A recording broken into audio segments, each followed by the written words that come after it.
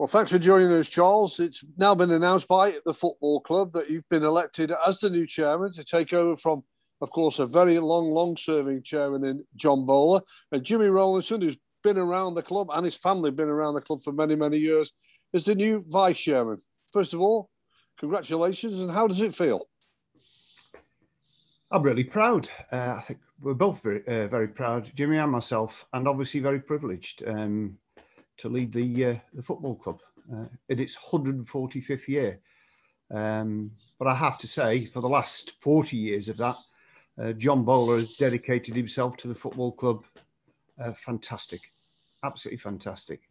He served this club with real distinction, and he believed it was his duty to see the club through the Sheldon inquiry, and now he stepped down. So he's helped me a lot, and I'd like to thank him. A very hard act to follow.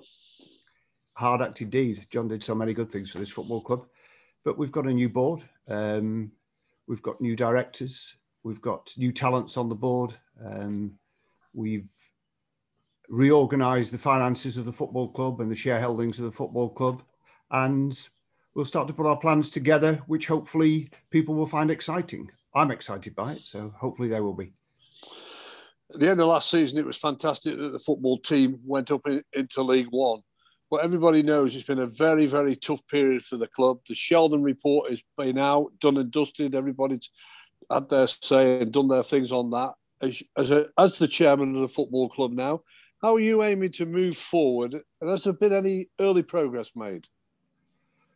Well, if we just take the Sheldon element of it first, I mean, Clive Sheldon spent 4.5 years, and it was a very long time, and people did get frustrated. But he looked at these terrible goings on from every way, which way but up. And as you say, his report is now complete. As a football club, we accept all of its findings, and we will be implementing all of its recommendations as well. It may be over for Sheldon, and it may be that we don't have to spend quite as much time as a football club with Sheldon doing that report. But of course, we still have the victims and the survivors, and it's our intention that we engage with survivors, and we've started that process. It'll be a gentle process. I hope it'll be a successful process, but it's something I think we need to do, and we started to do. Are you linking it a little bit closer to the Offside Trust? Certainly, groups that represent the survivors is a route that we will take. But there are also some individuals who we've been in contact with or have been in contact with us, which is great. As is the way with these things, the FA and the EFL have been involved as well. But from our part, just taking it very personally, as a new board of directors, Jimmy and myself, it's something we feel we'd like to do, we want to do, and we should do. Okay, then let's look at your role then. What areas, you've been around the football club for quite a long time now, and you also know Crewe, Alexandra, because that's been your life and that's where you've come from. Now as the chairman, what are you looking to improve on and off the field? Well, we have to concentrate off the field, I think. At the end of the day, our judgment is in those that we put on the field. But off the field, as I previously mentioned, the new board has got significant talent on it and significant capabilities. And we want to look at different things, both in terms of the way in which we engage with the fans. I mean, I'm hoping that fans will be back possibly this year, but obviously next year. We've got a new scoreboard, new big TV scoreboard. We've got new ways of doing things. And I think we're starting that process. The new board's been slightly hampered, of course, as we all have by the pandemic. The ability to get together and do things have been somewhat restricted, but the ideas are there. And as the lockdown lifts, then those are the areas off the field where we will spend most of our energies. In terms of on the field, well, Dave's been doing a fantastic job. His team's been doing a fantastic job. And the guys at the academy, we've played 7, 8, 9 of our own kids. And yeah, I mean, I do count Luke Murphy. He's one of our own, you know. And if that's part of the model that we use, that players go on and earn their fortunes and then come back and then help to bring the youngsters through, then great. But Dave and his team have done a great job. As you say, they've got us promoted. They've got us in a decent position into League One, and we'll continue to support Dave on the field as best we can. But we won't get involved in any of that. What about match day experiences for supporters? Have you talked about that? How you've got to try and bring that more up to date, offer more things? We have. There's a group of a 3-man group of directors together with James Beckett, who are looking at the whole aspect of the match day experience. I mentioned the TV, the way in which we engage fans at the Alexandra Club, in the stadium, on the concourse, in the lounges, and obviously through the TV. So there's a whole series of things that we're looking at. I'm not sure how many of them are done as yet, but we hope as we go into next season, there'll be a number of very pleasant surprises, I hope.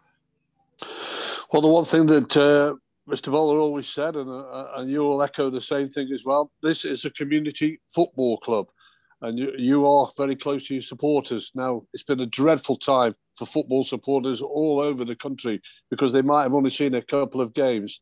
And season tickets are getting ready to be coming out again. You're ready to finalise all your details. What you're offering? What can you say to your supporters about season ticket holders, potential season ticket holders? Well, what I can say is thank you, and a really, really big thank you. The pandemic's taken its toll on all of us, and our supporters are obviously included in that, as is the football club, which is no exception. I mean, we are extremely grateful and indebted, I have to say, to season ticket holders who've supported us all, and supported us all the way. Our fans understand the importance of this football club to the town. They understand what it means to the community. You know, there's nowhere else where 5,000 people meet every couple of weeks, except for, of course, the soccer centre down at Shavington. It's extremely important to them. So we value their support. It's been invaluable. As the season ticket holders are concerned, we've written to them. Most season ticket holders should now have a letter from the club thanking them for their support. They've been fantastic, and hopefully we'll be able to announce our plans for the new season tickets in the next few weeks. I would have thought by the end of the month sometime. As the new chairman, what have you said to your board? Your vision. What is your vision for Crawley's Under Football Club? My vision for Crawley's Under Football Club is to develop it and take it up the leagues if we can. I mean, at the end of the day, when this football club's, as I said before, it's its 145th year, and now that the new board has settled in, we could start to look at the next 5 to 10 years with some degree of confidence. I think when we're in League Two, life's always a little bit edgy, a little bit tricky. When we're in League One, then we have the ability to plan forward. And we have got plans. We've got plans for the ground. We've got tremendous plans for the academy. The academy is the lifeblood of this football club.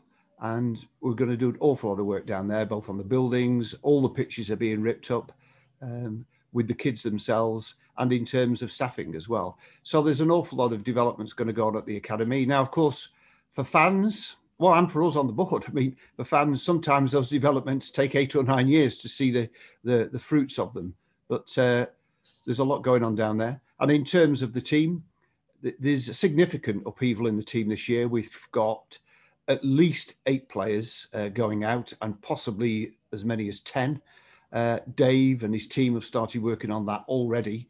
And obviously I'm working with Dave in terms of his budgets and what that will need in terms of going forward. If we're in the playoffs and the championships, then we might have to start again. But we've made some plans should that happen.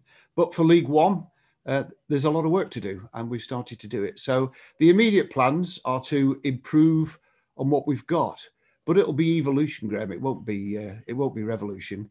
The model, the kids, the playing the kids, it works. And if we can get it a little bit better, it should work a little bit better.